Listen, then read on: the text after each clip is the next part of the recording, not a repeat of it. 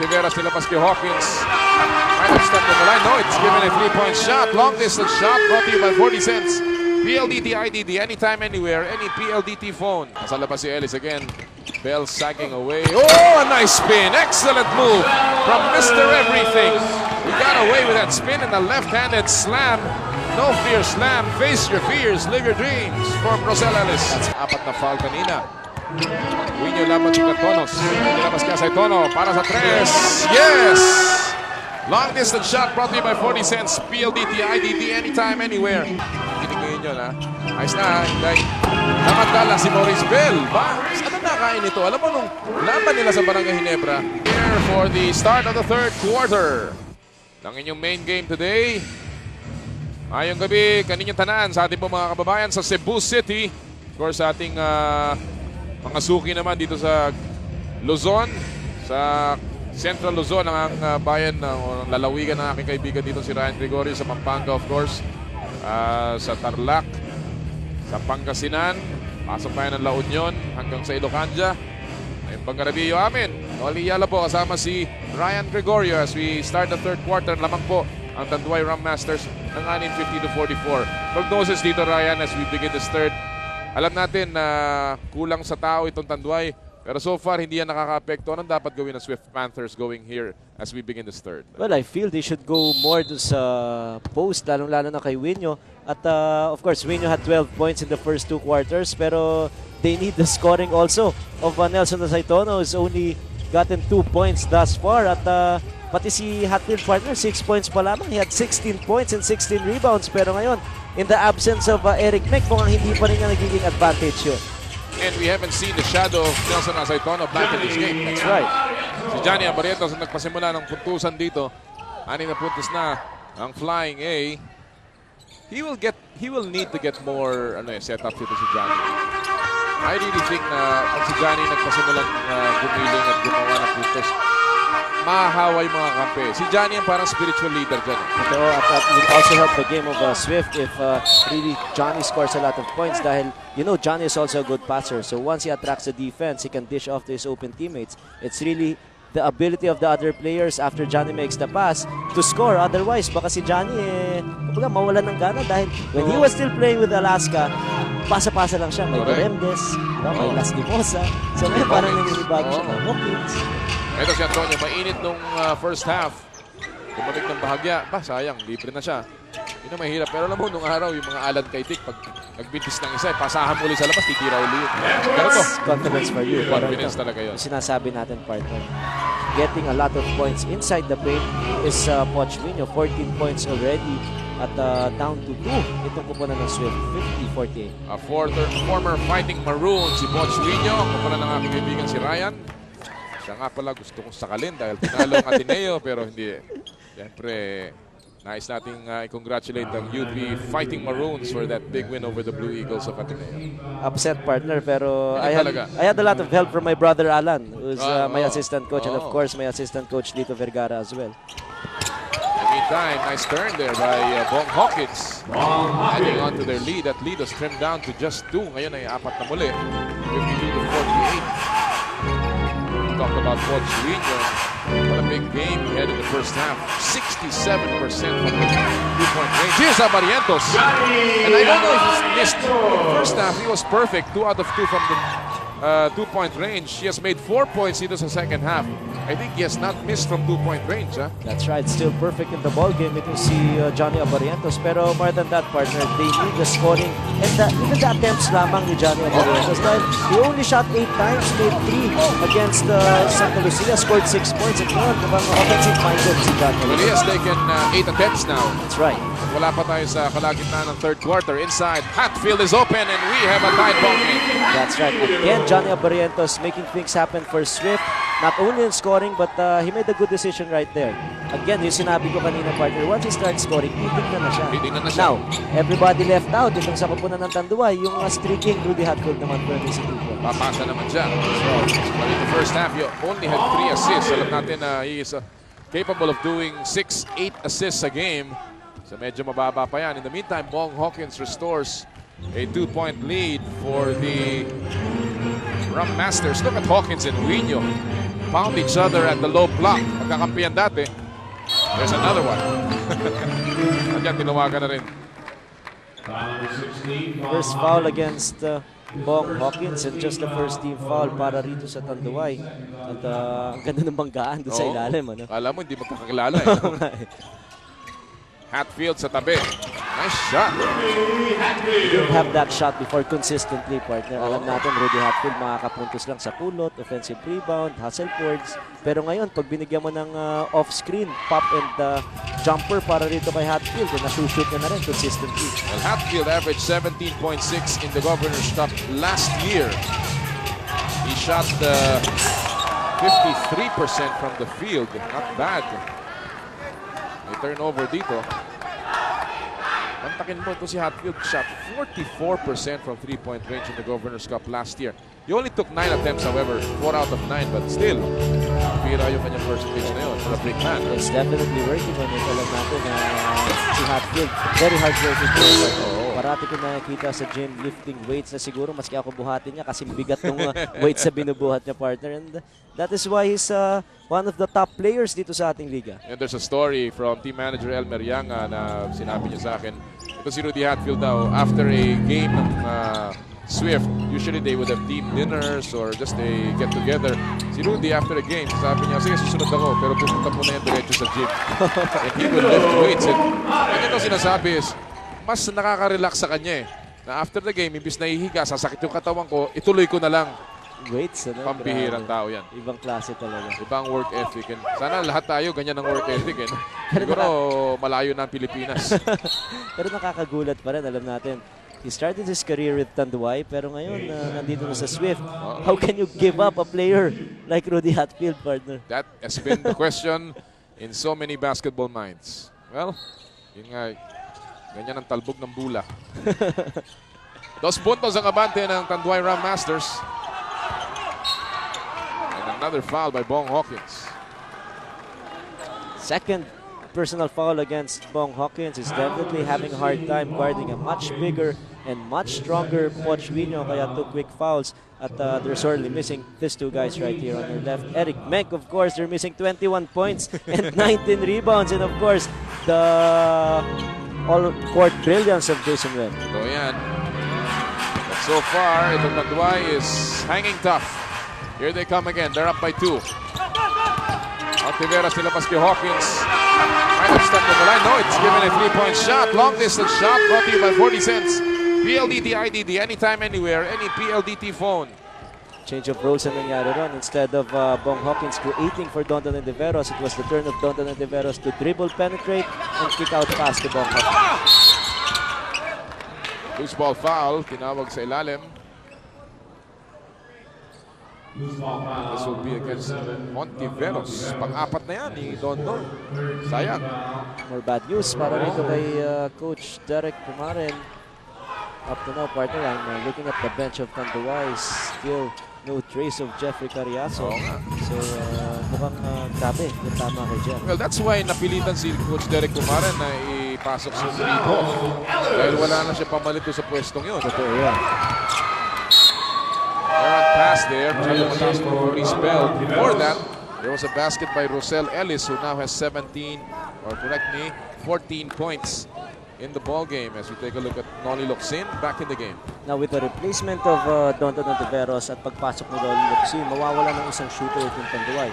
So it's really up to Swift to double team. Ika nga para if Tanduay wants to do it, Tanduay should consistently from the outside. Ngayon si Rudy Hatfield nagpapakita na ng physique inside the paint.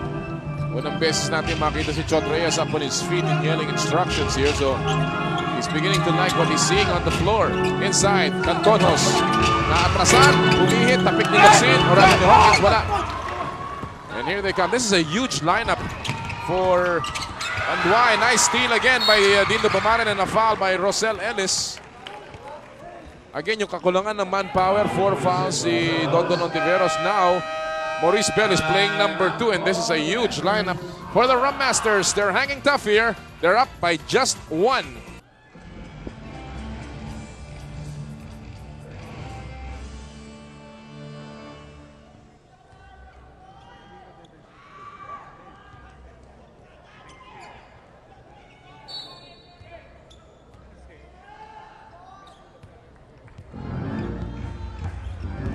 New technology Motolite. Mas pang matagalan.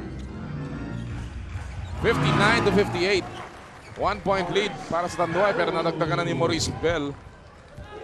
We've seen this play a lot of times before para sa Tanduay. It's a 1-4 high post isolation for Maurice Bell. It's hard to help out kaya backdoor play for Maurice Bell. Easy 2 points for him. Uino turning around, gives it to Rosel Ellis with the left hand. And Ellis now beginning to hum. He has a total of 16. Maganda yung kanyang huling dalawang quarter, second and third. Of course, all his points in the first half were made in the second quarter. That's right, but a good recognition on that play kanina kay Uino. Pero ngayon, nakabalik. Sabi ko kanina, wala nang shooter pero pinakitaan na pa ni Noli Locsin.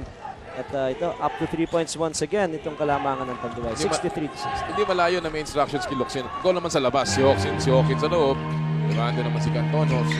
Puro kayo loob, baka kayo magpanggaan.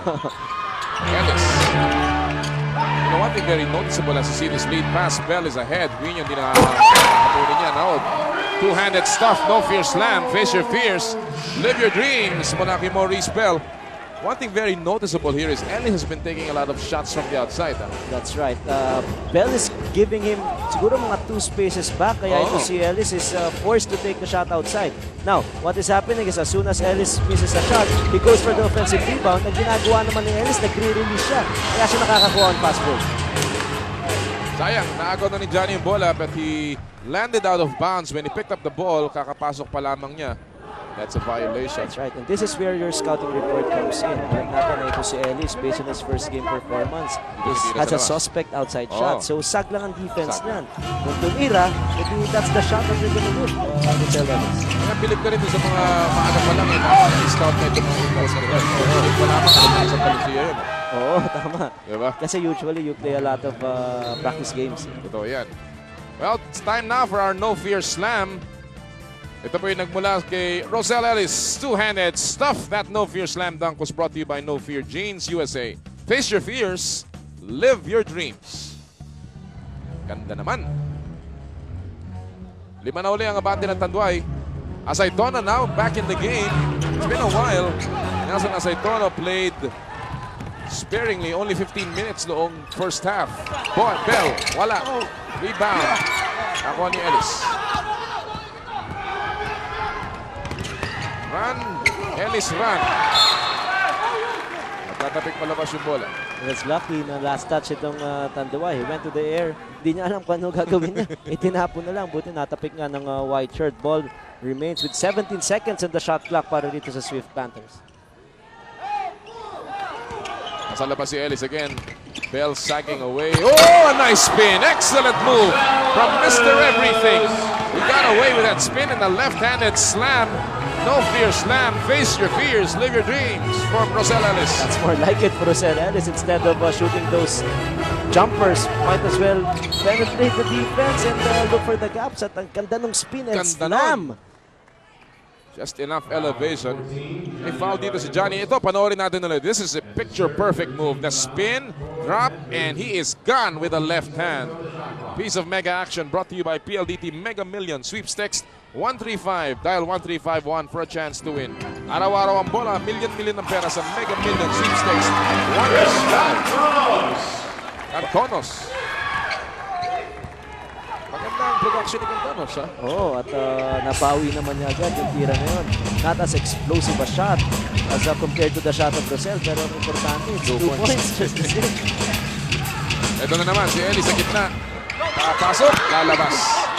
Iba ni Maurice Bell.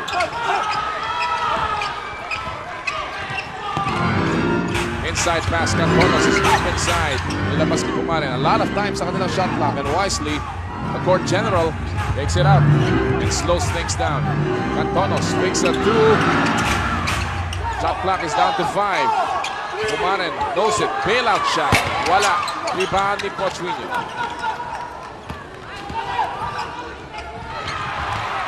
And a steal. There's one thing na very evident in this ball game. Halatang-halata na talagang pinaghandaan ng Tanduay yung kanilang transition. No fast-break opportunities para rito sa Swift in the first 2 quarters. At ngayon, telegraph na naman yung pasa na yon from Swift player. At pagbalik naman rito, papaul pa itong si Johnny Abarrientos. Pang-apat na yan. Grabe. Well, 5 pa rin ang abante ng Tanduay. Nag-aabol pa rin ang Swift Panthers.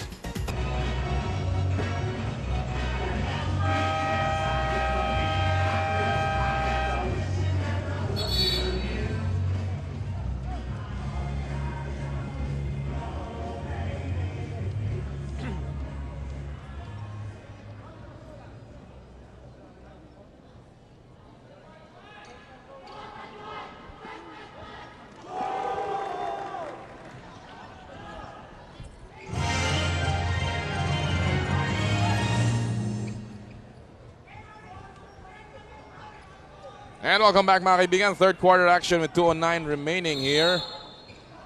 At bola po ng Tanduay Rhum Masters. Lamang sila ng 5.